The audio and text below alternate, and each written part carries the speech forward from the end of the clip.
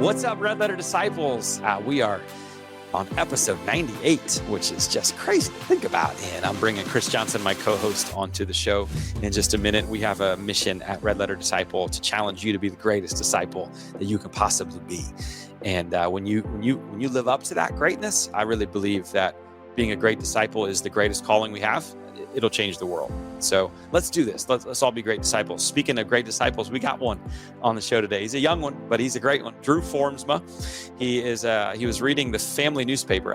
Probably his parents were reading the newspaper, my hunch, when he was about 7 years old, and they read a story about a Sudanese family that lost a couple of bikes, and their family decided to give them 2 bikes, and it just sparked him on a journey that was modeled for him by his parents to be generous. At the age of 14, Drew was on stages speaking about generosity to thousands upon thousands of people. At age 16, he's writing a book on generosity. And in his young 20s, he's already formed a company called the Generous Kids Book Club, impacting tens of thousands of kids every year, instilling the beautiful journey and joy of generosity into kids. And so I think you're going to love hearing from this young Gen Z leader, and I can't wait for you to meet him. So thank you today to our sponsor, Red Letter Living. We create resources that challenge you to be a greater disciple of Jesus. This podcast is one of them, and we've got a really powerful resource coming out this fall. It's the one we've been working on behind the scenes for the last 18 months. And I can't wait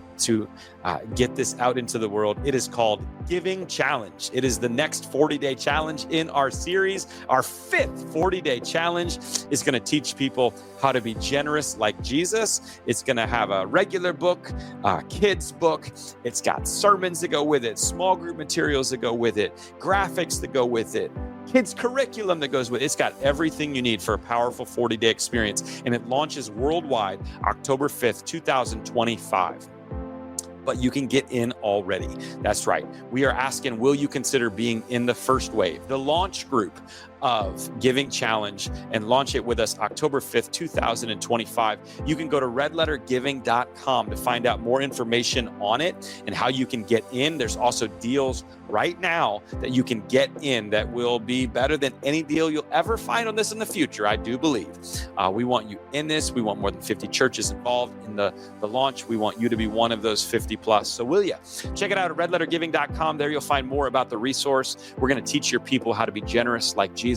Some of us as pastors, we don't like talking about generosity, but we're gonna go on a powerful 40-day, and they're gonna hear from the words of Jesus himself. It's gonna be awesome. I can't wait for you to read it, and your people will end up being more generous as a result. And so think of the lives that can change, and think of your church and the amazing ministry opportunities you have, that sometimes it's just a gap between the money that you have and the vision that you have. And what if the people would become more generous? That's our hope through this one. So check it out at redlettergiving.com. I really believe it's going to move mightily in your church.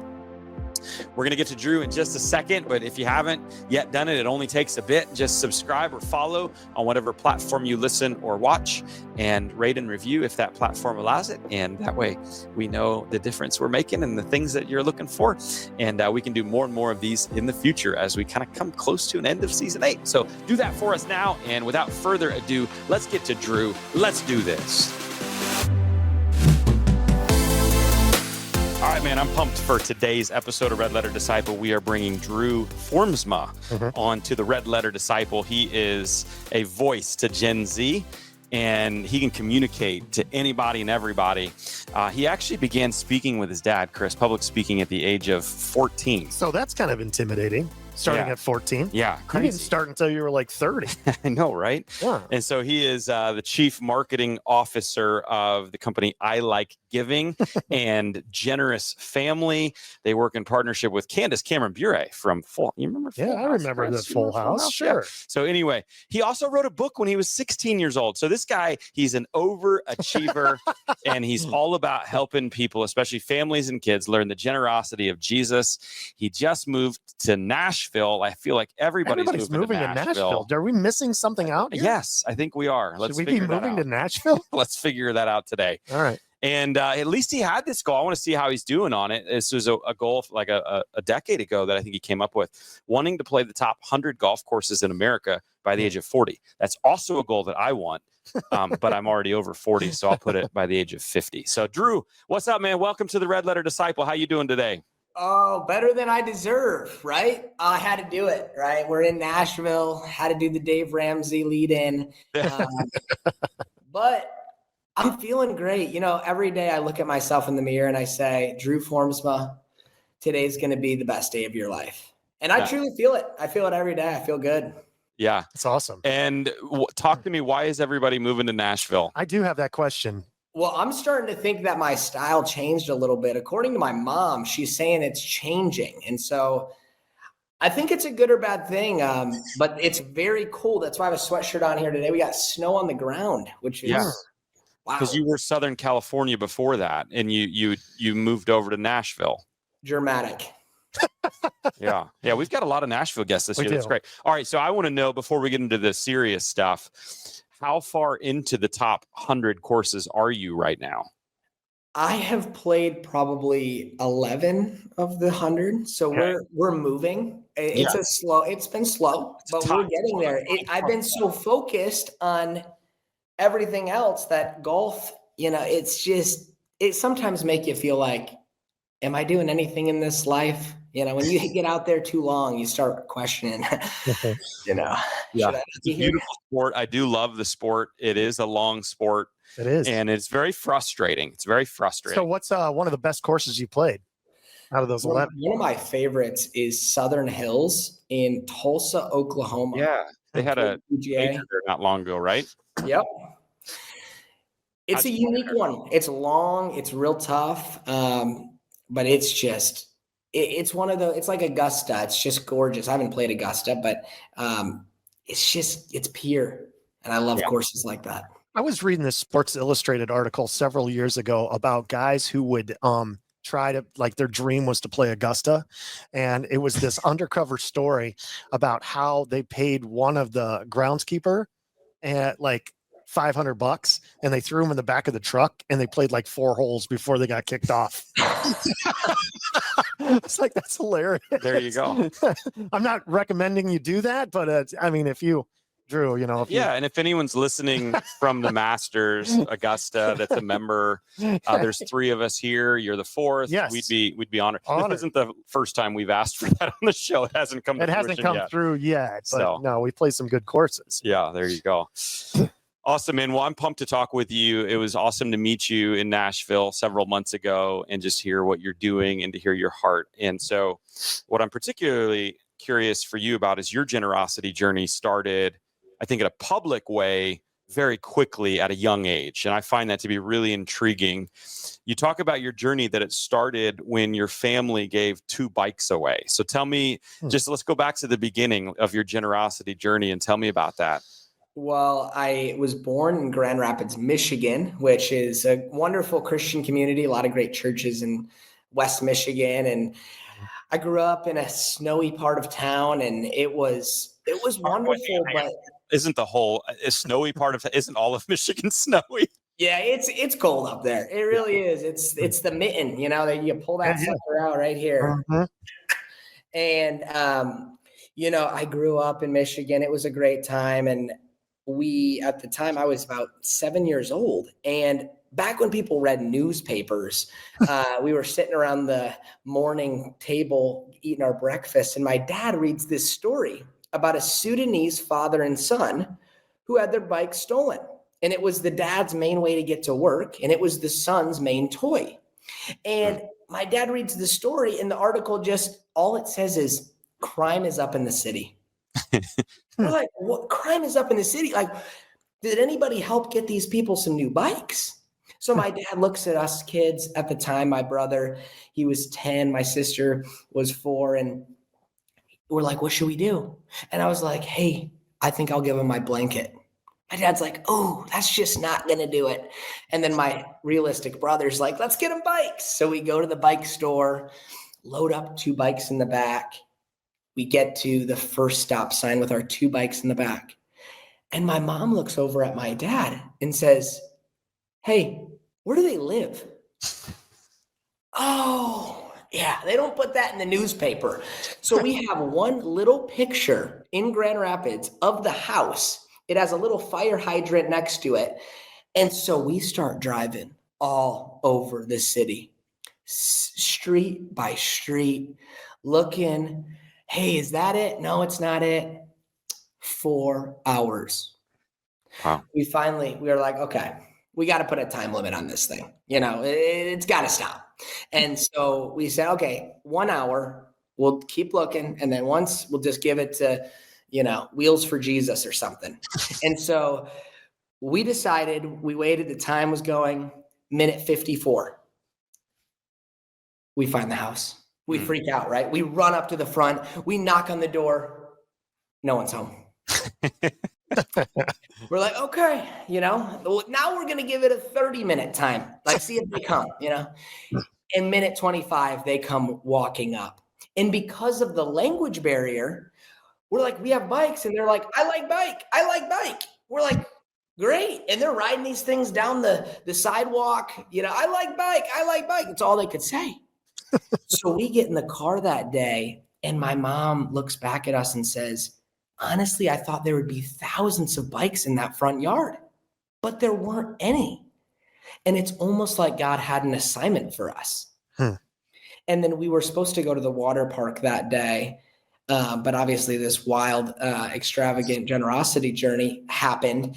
And my sister said, honestly, that was way better than going to the water park. That's cool. And so for our family, at first, I'll be honest, I didn't just come out of the womb generous. I was the kid who, wanted to open his presents first, wanted the first piece of cake. Like, I was not that.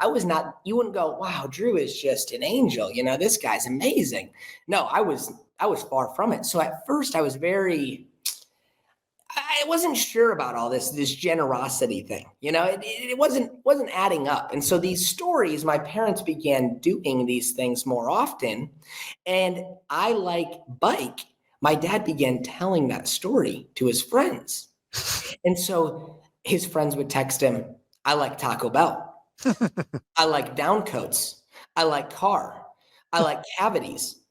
And my dad's like, oh my gosh, I like cavities. How do you like cavities? The guy's like, dude, you told that I like bike story to me. And I was sitting in the waiting room of the dentist, and I overheard this single mom say, $965. Can I make payments? I just don't have anything right now. And he said, I give hundreds of thousands of dollars away. But I walked up there and I said, I am so sorry for eavesdropping, but my buddy just told me this I like bike story. And I feel like God just brought an opportunity in front of me right now. Can I pay for your payment? And she looked at him and said, you have no idea. And he said, the whole way home, I just felt like I was floating. He said, you opened the door to a whole new realm of generosity, which goes far beyond tithing, far beyond a financial amount. It's everyday opportunities. And so I Like Bike started I Like Giving, which is all about inspiring the world to live generously through stories, being generous with our thoughts, our words, our time, our influence, attention, money, and belongings. And we can dive more into those areas. That's amazing, bro. And I would imagine I'm a middle child like you. So, we get forgotten so much that we kind of have to look out for ourselves early on. And so it took a little while, right? It took a little while, but it didn't take super long, because you can give me behind the scenes maybe, but I'm seeing a video of you, and like there's footage of you at 14 years old on talking about generosity on stage with your dad. Like, talk to me about that. You're public speaking at 14, which most people are like trying to avoid, like the plague at 44 years old, as grown adults. God is funny. And I always, from a really young age, felt like I knew God had something big for my life. And I tried to listen to what he was saying, tried to hear his voice. And my dad was an incredible role model. And so this organization, nonprofit, I Like Giving, began cultivating stories from around the globe, thousands of stories hundreds of thousands of stories. So a publisher came to my dad and was like, dude, you got to write a book. And my dad's like, no, I'm not your guy. Like, I cheated in high school English. Like, I'm not your guy. And they're like, we help guys like you. And so he wrote I Like Giving, which is a collection of 40 giving stories. And that began the speaking, as you guys know how that works. Mm-hmm. And so my dad looked at my siblings and was like, anybody want to come with me? And my brother's like, no. And my sister was too young. And I'm like, Dad, yeah, like, I'll go, I'll be your guest. And so I would be his little book shepa, I would go out back and, hey, 2 for $25, get people rolling. And I got good at like 13, 14. And then finally we were on our way to a church. This is nuts. We were on our way to a church. My dad's like, hey, Drew, would you ever want to share a story from the main stage? And I'm like, I've been waiting. Yeah, like, let's do it. Finally. And so I think of this, picture this for your audience, a button down, shorts past my knees, flip-flops, and a lot of gel. And I get up on that stage. My dad says, hey, my son is here today. He's going to share his perspective on giving for the next generation, right? And so the pastor's like, hey, man, I trusted you to talk about giving. Like, you can do whatever. I mean, you're talking about, there's 2 topics, sex and giving in the church, that are real sensitive. And you're already here on one of those topics. So I trust you, man. And so I get up there and I share this story. And this story was how a few days before we were at my grandparents' cottage, and they're real sweet people, but they, unfortunately, the pillows that you sleep with are just terrible. I mean, we got cramps in the neck, we're going. Yeah. You gotta have a good pillow. You gotta get to Bed Bath & Beyond. Right. Yep. So we go to Bed Bath & Beyond. We go down the aisle. This nice lady, Cynthia, says, hey, this is the perfect pillow. When I get my paycheck, I've been having some neck problems. I'm going to buy this pillow. And so my dad, we grabbed 2 pillows for both of us. And then he looks at me and he goes, grab an extra, and I knew what was about to happen. Bed Bath & Beyond is not too big of a store. So, the lady who sold it is now checking me out. So Cynthia's clink, clink. She's like, I thought you only needed 2 pillows. And we said, Cynthia, that one's for you. She looks, are you serious? No one has done something like this for me in over 40 years. Now, at this point, Cynthia's freaking out. We got Kyle on aisle 3. He's wondering what's happening. The whole store is in an uproar. We walk out, right? We're great. It's awesome. So I tell that story from the stage of this church, my first time ever speaking. And you know what happens next? A protester. We had somebody in the church stand up and say, hey, hey, hey. We're like, I'm sitting there like, oh, shoot, yeah. This isn't, they don't train you for this stuff, No, like, not at 14. No, well, not no, even. And it's your first time. I've had it happen once or twice, but it's crazy. Go ahead. Yeah. I mean, I'm sitting there like, so I'm like, yeah, what's up? Yeah. This guy goes, I'm the manager of that Bed Bath & Beyond. You have no idea. We've been having culture problems in our store.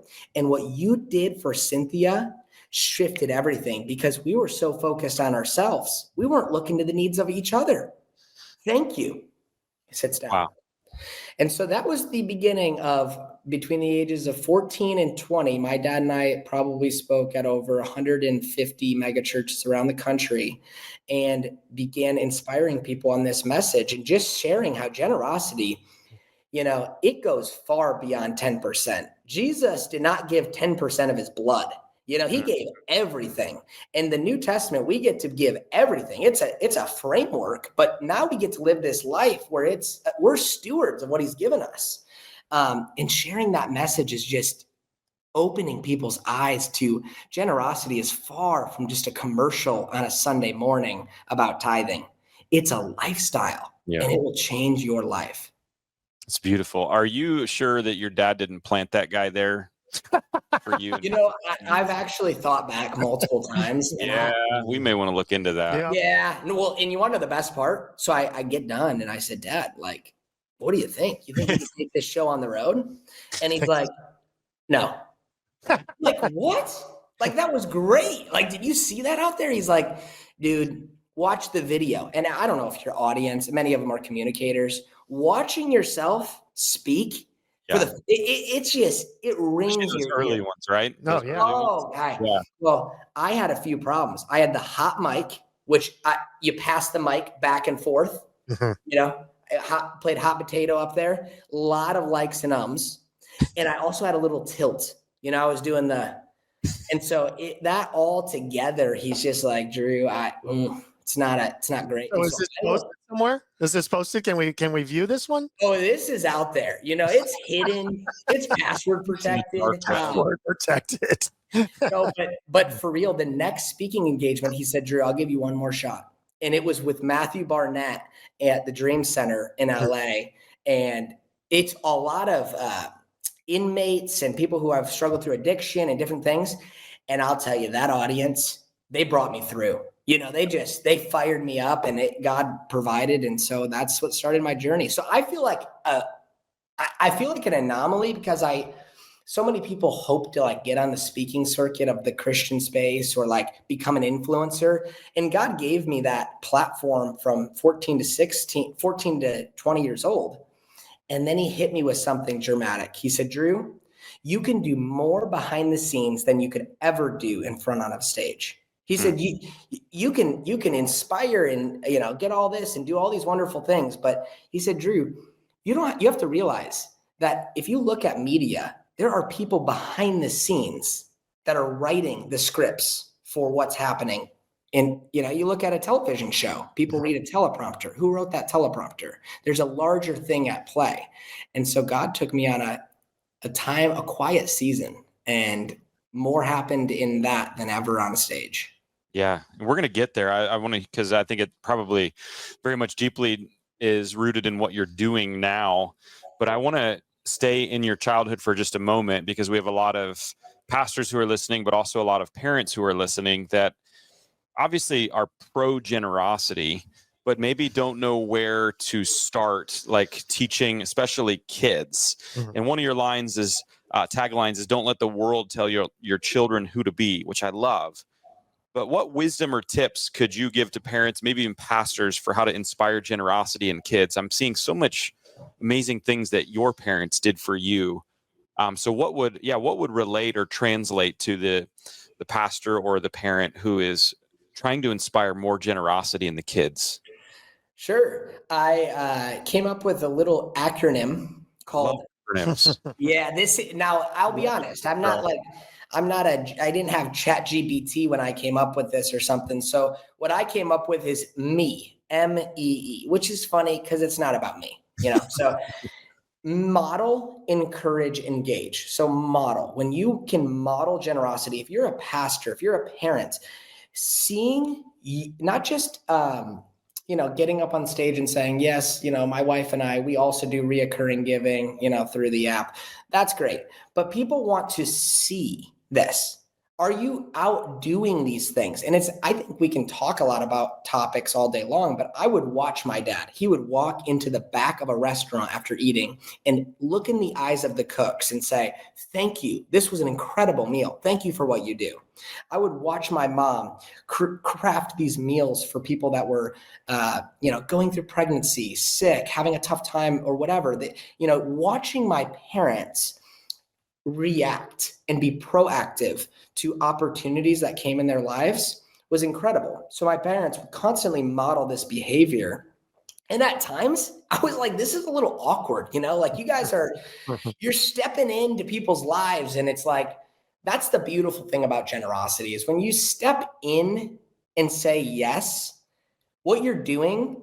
We'll talk about this a little later. I think it's the greatest way to share the gospel, because what you're doing is allowing people to experience the love of Jesus by stepping into their world and giving. I always say generosity is love in action. Generosity is love with boots on. Everybody wants to love, right? We want to love God and to love others. But generosity, it's dirty, it's messy, it goes wrong. You get offended sometimes. It's not it didn't go the way you intended it to go. They misused the money, or they misused the opportunity, or they didn't thank me for my gift. All of these things come into play. And so I believe that when you react, I believe God puts moments in each other's lives. And so when modeling generosity, I think it starts with asking God in the morning, Lord, how can I be generous today with my thoughts towards myself and others, my words, my time? We all have the same amount of time. How can I use this and steward this well? My influence, how can I help someone get somewhere they couldn't get on their own? Make that introduction, all this. Your kids are watching everything. They're noticing everything. The next is encourage your kids to give. Get them around opportunities and say, step into it. Let's do it together. And then engage in this conversation. Talk about it around the dinner table. Share stories. Share times where it didn't go right, or, it didn't turn out the way we were hoping. I think all of these are so important. So model, encourage, engage will kind of set you a framework for beginning to be a leader in your house, be a leader in your church. People need to see you step into this more than just talking about it. That's good. And on the pastor side, I think that's helpful for the families. And on the family side, I think that's incredibly helpful for parents to know how to do that in the home and how important that is. And it's so cool. And so I know you said that you were on stages and you were talking about this, and then kind of a quiet season. And tell me about that and what came out of that season. Sure. If you don't mind, I would love to share just a few thoughts that I have, because I spent a lot of time listening, a lot of time watching pastors in America over a serious amount of time from 2016 to 2021, and watching how they talked about giving, watching how they approached it, watching these things, not even being the main person of discussion, watching my dad interact. And I found a lot of significant things. First, there are some incredible churches in America that are thriving, and it starts with why. And the why is they start with generosity. I watch it time and time again. Their CCV in Arizona is an incredible church. Mark Batterson with National Community Church. There are some really incredible ones.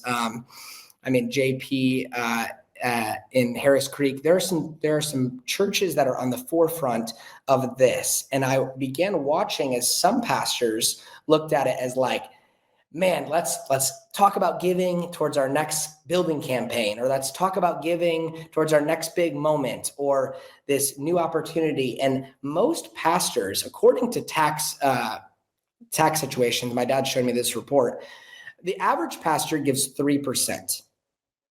So when the pastor is not modeling this behavior themselves, it's just difficult to motivate someone to do something that you're not doing yourself. Mm-hmm. And then that goes beyond the tithe. Like I said, tithing is just the very beginning of giving. Like 10% was an Old Testament thing. Now it's like God's calling us to give up more. Like we're supposed to grow in our giving. We're supposed to extend. And I think just watching the church in America, I think the churches that are thriving are generous churches. And the people inside have experienced the joy because they've participated. And it's not about a dollar amount. It's about a heart condition. And giving goes far beyond dollars, right? It's serving, it's showing up. It's, if you're a business leader, getting involved in your church, being there to help, continue to invite people in. But to go back to what you were saying about my quiet season, is it was a really beautiful thing, because in all transparency, I think what happens is indirectly is when you're in the public face, or you're on stages and, you get up there and you're a great communicator and God's gifted you with that skill, and you share a message that transforms someone's heart. After, they come up and they're, Drew, you're just you're awesome.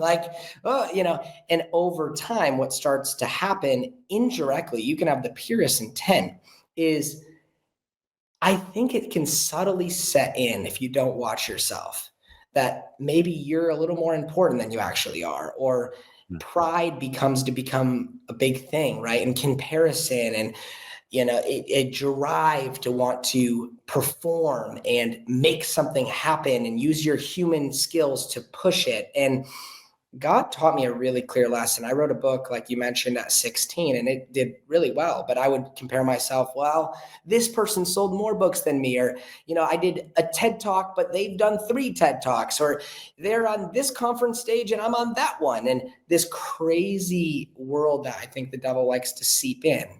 And how he seeps in is it gets into the mind and then into your heart.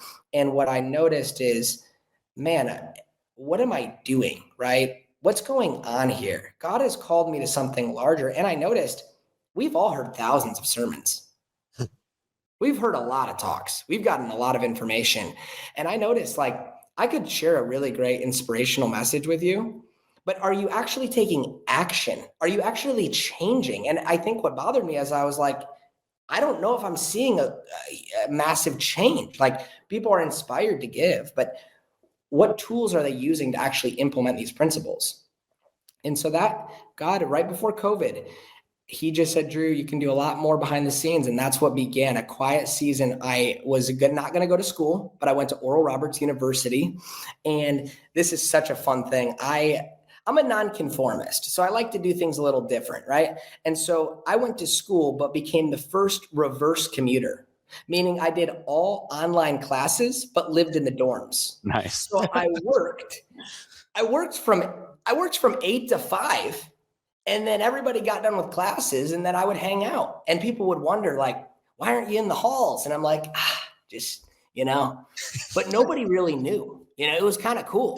I felt like Mark Zuckerberg in his garage or something, but I'm in my dorm room, just working away. And I built a team, and God's provision was all over it. And I did a lot of fasting, a lot of praying, a lot of believing, and just quiet. I wasn't working on my personal page. I wasn't working on my LinkedIn followers. I was just focused on sitting in his presence, trying to hear his voice, because I got a word the first day I showed up to Oral Roberts, which is classic, right? Like Oral Roberts University, they're going to give they're going to give you that word, right? And so this lady comes up to me and she says, Drew, I have a word for you. And I'm like, yeah, like, let's hear it. I'll pray about it, see if it's right. And she says, Drew, you're going to make a lot of friends. You're going to have a lot of connections. It's going to be an incredible time for you. But she said, if you don't stay in intimacy and connection with him daily, you will miss a revelation of a product that you're going to create that's going to change the world. And I'm like, oh my gosh, like, what does that mean?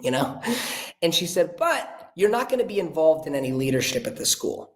You're not going to be involved in any type of thing. And I'm like, well, shoot, that stinks, And I tried multiple times. God shut it right down. But he wanted me focused on what he had in front of me. And I went to a silent retreat in which the Catholic faith loves silent retreats. And my dad, he's always putting me in different opportunities, And so I was in Omaha, Nebraska. And a lot of your listeners, what? That's where I live. That's where I am. That's where we are right now, bro. Whoa, Omaha. Yeah, come on. It's called Cloisters on a Platte. Have you heard of it? Yeah, I have. Have you been? I think that's right next to the Holy Family Shrine, if I remember right, and they're connected, but I haven't been to the Cloisters one. Yeah. So Cloisters was a 3-day silent retreat. And my dad's like, you want to go? And he just interviewed TD Ricketts, who owns the Cubs and Ameritrade. And he created this silent retreat. And so I'm like, yeah, let's try it. My dad and I have never not talked for 3 days. So we're like, yeah, good luck. But we go. And they take your phones and everything. And I was praying. I'm like, God, I just want, I want clarity. I want clarity on my, am I supposed to start a business? I feel this entrepreneurial spirit, I like giving, and I've been working there at the time for 5 years, but is there something more? And, and I was standing on a rock because I was so bored in the middle of this pond. Okay. And I was talking to God, praying about it. And I saw this frog jump across the water, and I got distracted. I started looking at the frog, and the frog disappeared. And The frog disappeared and I slipped back. I went falling into the pond. Okay. Silent retreat. Everybody's real calm. I'm in the pond, wet. Now I'm kind of like, oh, geez. Like, I got shoes full of water. I got fish swimming around me. I get out of the pond and God hits me with a word. He says, Drew, I've given you what you've asked for. It's in front of you. You keep looking at different distractions. I like giving is everything you've ever wanted. Step into it. I put you in this family. You have an entrepreneurial spirit and your life passion is giving. Go after it. And it changed everything for me because I realized I had been thinking about all these things, but right in front of me was what I've been praying for. And it started a new thing in my heart. And so I began asking God for revelations on what's next. How can we encourage the next generation in what we're doing?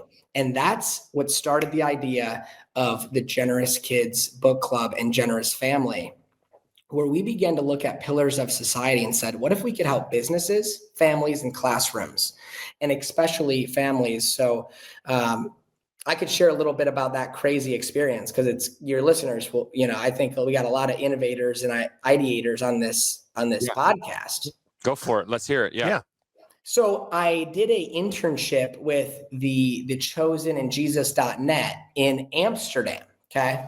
And I'm sitting in this house full of Dutch people. My dad, again, is like, Drew, go try this, he would always pushing me to go try new things. And so I lived with 3 Dutch people and random, I didn't know Dutch. They know a little English, pretty good. And, I had a tiny room. Like it was so small. It was almost illegal, so I'm sitting there and during the day I would bike to work, my internship, then take a little ferry. And then I worked in a lighthouse. It was the coolest experience. And during the day I'd work on, what I was helping them with and then digital strategy and stuff. And then at night I had nothing to do. So I'm like, I would do my other job in America. And so I was sitting on my laptop and God hit me with this vision of Drew. What if you brought kids' books to the forefront that didn't have agendas, that taught the characteristics of Jesus, that were not about driving an agenda forward, but about teaching the love of Jesus? What if we taught kids at a young age these principles and do it in a way where we're not focused on selling books, but being part of an experience, getting the whole child involved? And so I went out and my first illustrator he just called me. He's like, dude, you're out of your mind. It's not possible. You can't make a kid's book every month. And I said, well, what if we could? And we do. And so now today we create a new original kids book focused on friendship, generosity, kindness, goodness, faithfulness, the characteristics and fruits of the Spirit. And, Candace Cameron-Bure is such a massive friend and supporter of what we're doing. And she just said, I'm on board with this, Drew. Like, this is my heart and my vision. And I think the essence that would a lot of listeners, I would really emphasize in your church setting, in wherever you are, your family, is my hat for those that can't see. It says, love gives. And I think a verse that we often just overlook because it's overused is John 3:16. For God so loved that he gave. See, the Bible says to love him and to love others. But many of us just forget that giving is love. Like I could write a check right now for $100,000 to a ministry and I could give without loving, but I cannot love without giving. You cannot love someone without using generosity. Generosity is the vehicle of love. And so there's something really powerful when you step in to opportunities daily, weekly, and monthly, where you can ask God, give me an opportunity to give today. And this doesn't matter if you're 5 or 95. Like God has called us that this is the life we're called to live. A life full of significance and meaning comes from not getting more, but by giving more.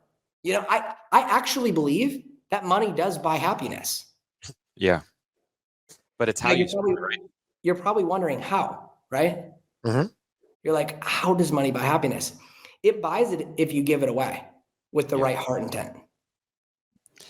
Yeah, I think I read something about a study that was recent that says when it talk about happiness and money and how it's combined is and how like it works in our world is you can either give money to charity or double your income in a year, and they equal about the same amount of happiness. And I'm like, one's easier than the other, it's just easier to give. And so I truly love it. And I think what you've created is really awesome. The Generous Family, the Generous Kids Book Club is a big piece of that. And you're teaching these real principles.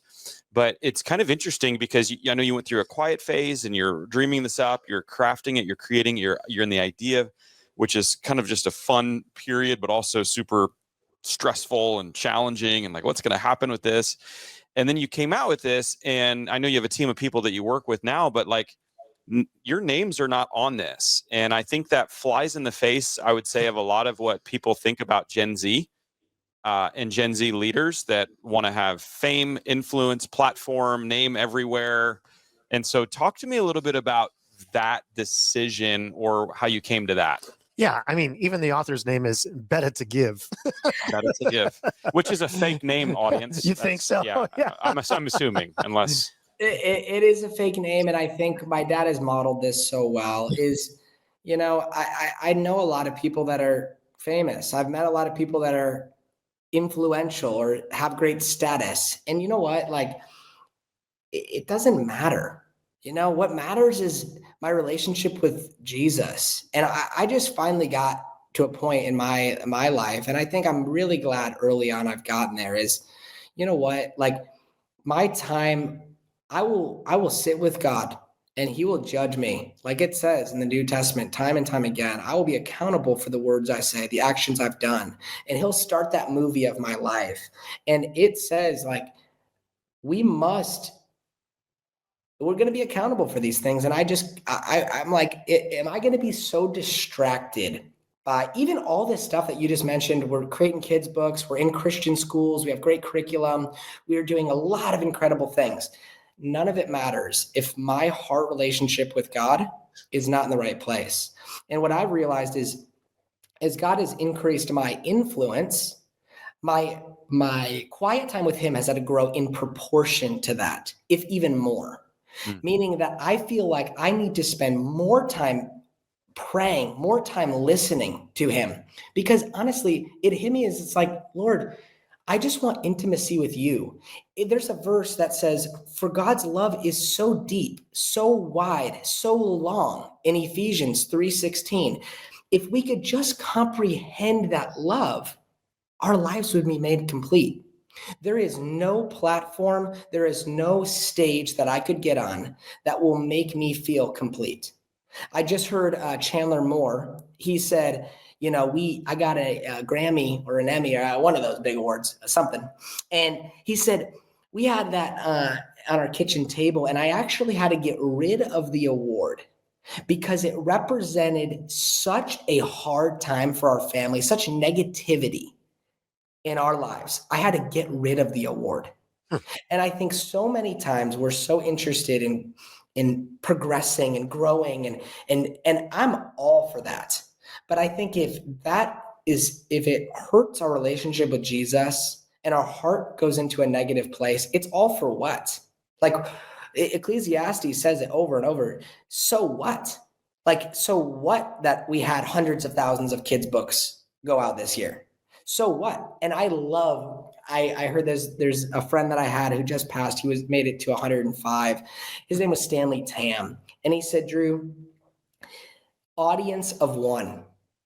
It doesn't matter about the magnitude and the numbers. The Lord is looking at you. And I want to just share a really simple story that will really tie this all together. Because I was in Dallas last week, and I was praying. I was like, God, give me an opportunity today to give.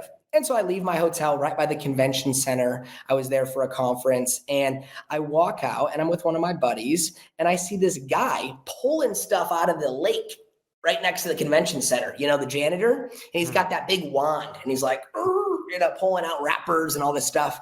And so I'm like, oh, this is going to be funny. So I dropped $20 next to him, and I'm like, sir, do you think you could pick this up for me?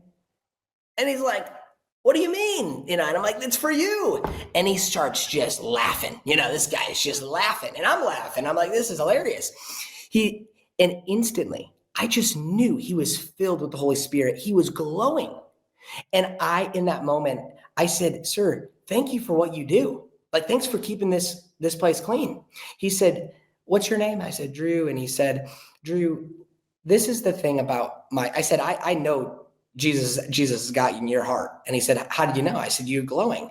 He said, Drew, you have to realize that God gave me this square. I've been on this square for 9 years. And this is my ground. Every day I show up for work on time. I do it with excellence. I don't cheat my way through it. I take it real serious. He said, this is my ground where I get to do what you just did for me. I do that all day, every day. And so what you just did is you encouraged me. And he said, everybody has their slice, their corner. Do you know that God does not care if your corner is the convention center pond to pick up trash or the front stage of Passion Conference? He does not care. He wants to see how we steward the opportunities that are in front of us. And it doesn't matter on an earthly level. We look at it as, oh, wow, one's better, one's worse. It's your heart. He shows up and he finds purpose because Earl Nightingale has the best quote. Success is the progressive realization of a worthy ideal, meaning he gets up and sets out to be the best janitor possible. And that is success. And he does it with a smile. And God uses, he's probably making a bigger impact than a lot of people that are, got all the followers, because he is able to share and show love to those that are right in front of him every day. And it just reminds me, I think I run into people every day that are so filled with God, that are just everyday people. And those are the people that need to be on podcasts, not me, like those are the people that are pressing into God's word, doing their job, what God has called them to do with everything in them. And it just fires me up because I think Gen Z, we are going to see a shift. Everything goes in cycles. There's a lot more of a cry of authentic, real love of God. I think our generation knows a lot of head knowledge, the stories of Noah, the stories of Jesus, but actual intimacy with him. There is a deep cry for it, and revival is going to come out across this country because of a deep cry for the authentic pursuit of his love.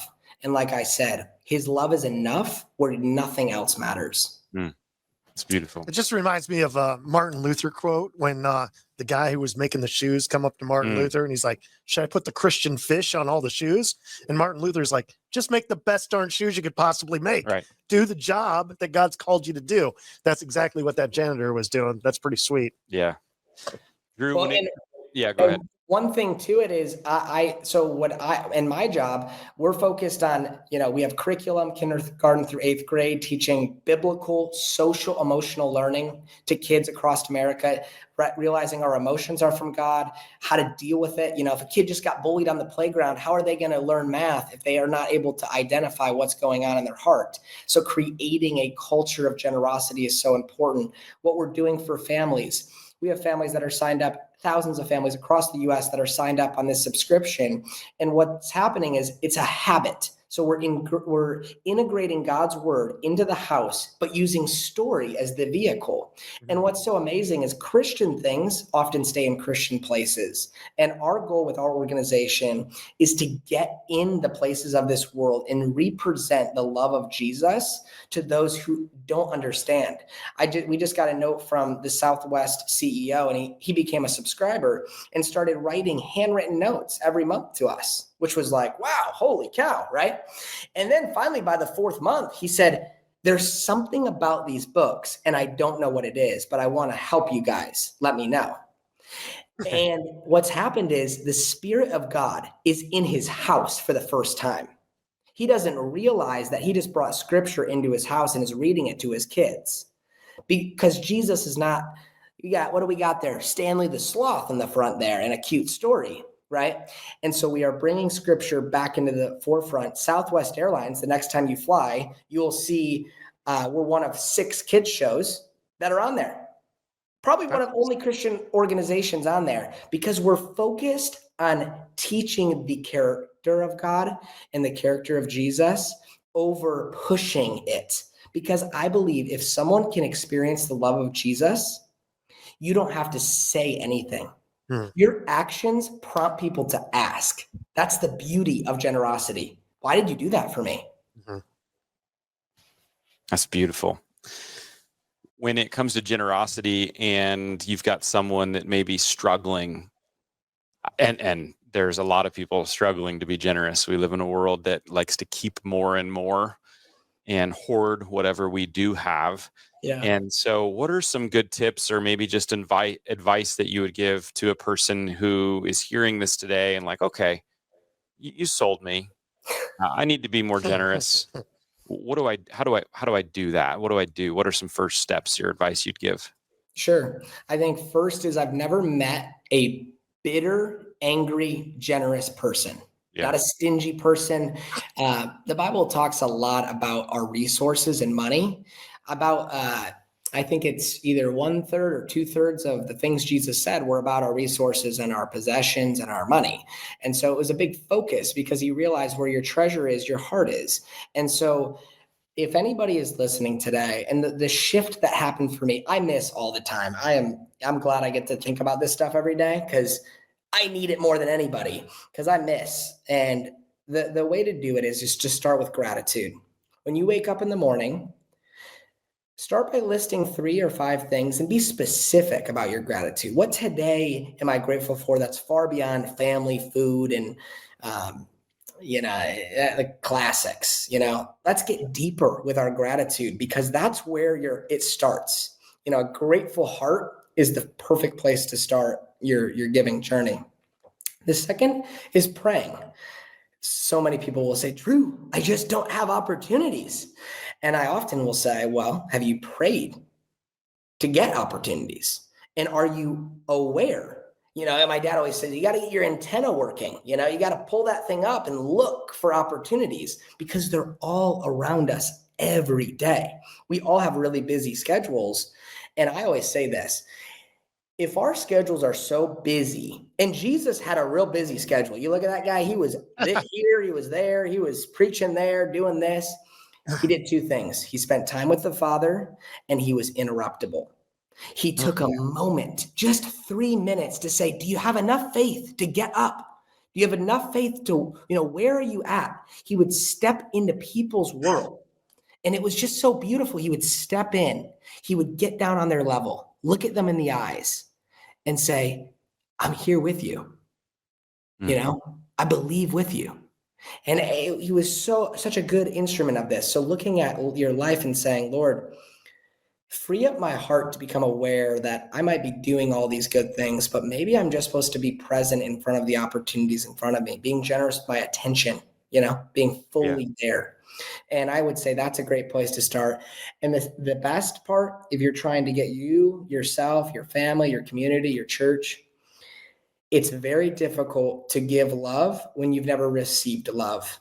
You may have received a prayer about, for Jesus to come into your heart. But if you have never encountered the love of the Father, the love that will bring you to tears, the love that satisfies so much that no earthly thing can happen, it's very difficult to see life through the lens of giving when you have not received what you've been given.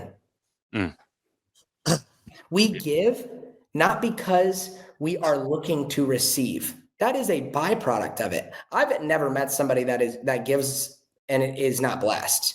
It's so proven. I just look at people in my life, the ones that are just thriving in relationships and finances and opportunities and in what they do in their spirit and their joy.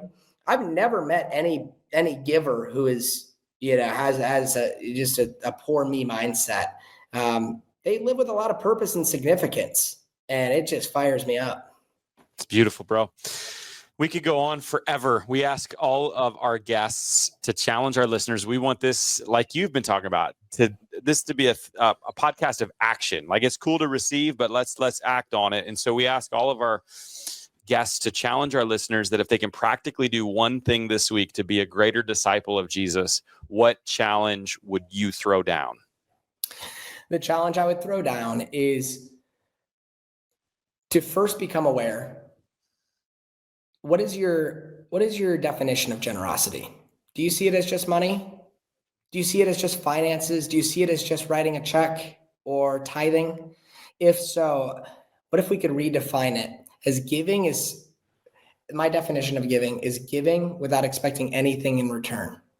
Mm. It's giving with no expectations or strings attached. It's not paying it forward. It's giving it forward, not forcing the person to take action on their giving. Just give, and give without expectation. Don't expect that person to, I think that's where our hearts get so hardened. And just begin looking at life as something that was given to you. And the practical step is, Lord, I want to start with gratitude. I want to look that generosity is with our thoughts, our words, our time, our influence, our attention, our money and belongings. And every day I'm going to pray, Lord, reveal to me how I can give today. And watch your life begin to change. You'll begin sharing. I used to struggle because I could never find ways to share the gospel. Well, this is the easiest way to do it, because what you're doing is, instead of, hey, do you know Jesus? You're sharing the love of the Father through your actions. And people are moved to enter a conversation when you start with love. So give love and realize that you're going to mess up and it might get awkward. It might go wrong, but the best is yet to come, and it starts with your heart. It's beautiful. All right, listeners, if you take on that challenge, you get aware, you start being grateful and looking for opportunities to give each and every day. Let us know, #RedLetterDisciple. Email us, hello@redletterchallenge.com, so we can just challenge you or encourage you, and maybe even share a story with us of how your generosity is changing not just someone else's life, but maybe even yours. So, Chris, what you got for our boy Drew? Yeah, so we've learned a lot today. Look at these fantastically illustrated books. These are amazing, from the Generous Kids Book Club. We've learned, Zach, that generosity is love in action. That generosity is messy. We've learned a new acronym, and you love those today. We've learned the ME model, where we model generosity, we encourage, and we engage. Just so much in this 60-minute segment. But the talented team of writers that we have put together a game show for Drew today, and it's for you. We think that it's all based off I like giving. Okay. I like giving. Okay. But what we did was we researched 500 people, and we came back with what are the top 5 most popular hobbies in the United States. We're going to play this Family Feud style. You get 3 strikes. If you name one that's not on the board, that's a strike. But what are the 5 most popular, based on our interview of 500 people? 5, and I'll give you an idea. Number 6 was photography. Number 7 was arts and craft. Number 8, music. But I'm only asking for the top 5. So, Drew, I like giving.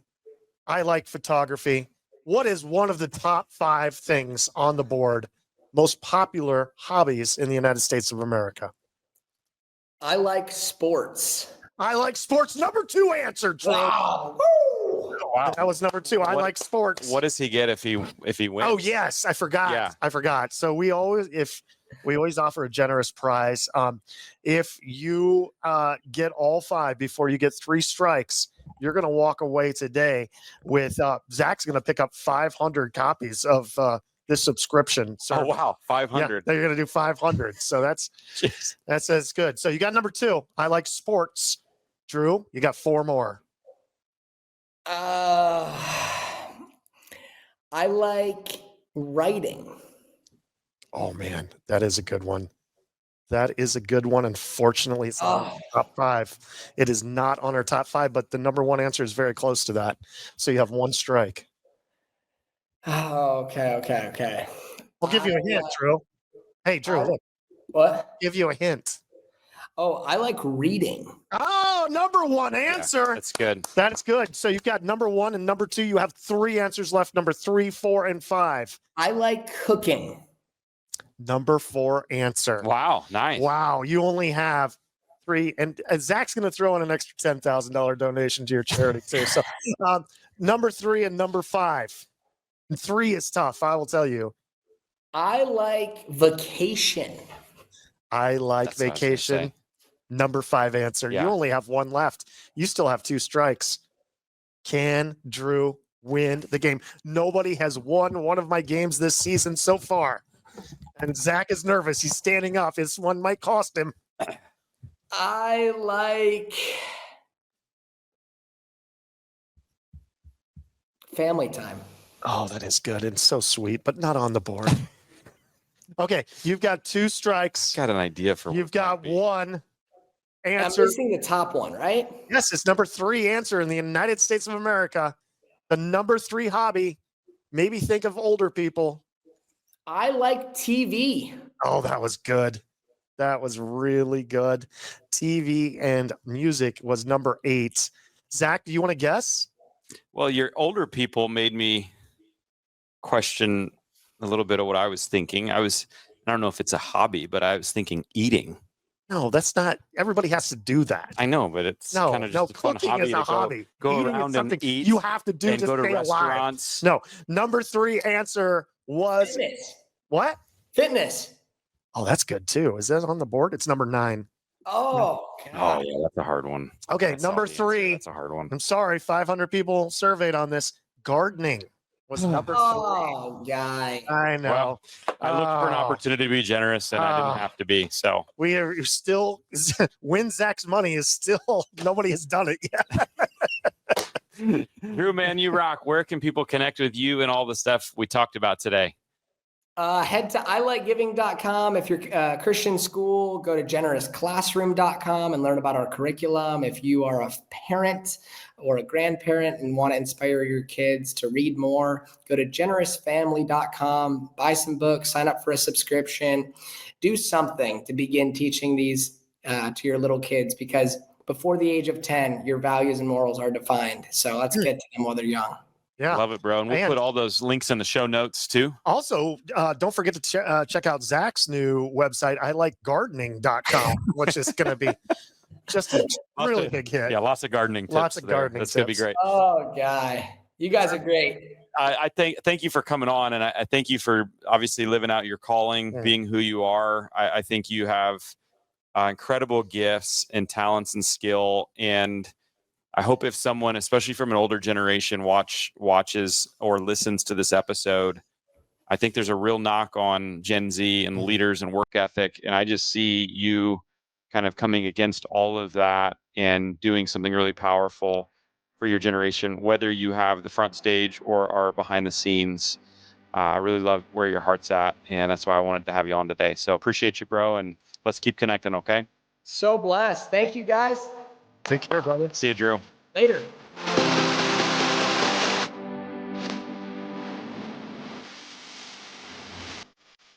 What an amazing guy at just a young age. Like, he's just doing leadership stuff around generosity that, man, I would have never dreamed of. So thank you, Drew, for stepping into your calling at such a young age and for teaching us the joy of generosity and how to look for it in every day and teaching kids how to do that. Come on, that's good. And if you want to connect with Drew and all the things he talked about, learn more about the Generous Kids Book Club, or if you want to connect with our sponsor today, Red Letter Living, which created Giving Challenge that's launching this fall, you can check out all of that at our show notes at redletterpodcast.com. Well, next week's guest, it's me. Hey, it's me. Hey, you've heard a lot of this season has all been about generosity, and that's been intentional. It's been part of my journey to talk to leaders, to hear more and more about what generosity looks like, and especially more and more about what Jesus says about generosity. Because again, our big news for the year as a company is that we've got our next 40-day challenge, Giving Challenge, coming out. It is written, it is being designed, it's on pace, it's going to be awesome. 40 days of Giving Challenge that'll be available this fall. So next week, I'm going to share more specifics on what's inside the book, how and why your church should get involved, how to unlock generosity in the lives of those in your church. maybe even bring more generosity to your church than you've ever dreamt of in the past. So can't wait to share more of my heart and really a lot of the work of the last 18 months or so that we put into this book. It's going to be awesome. Don't miss it. And the way you don't is subscribe and follow and rate and review while you're there. We'll see you back next week.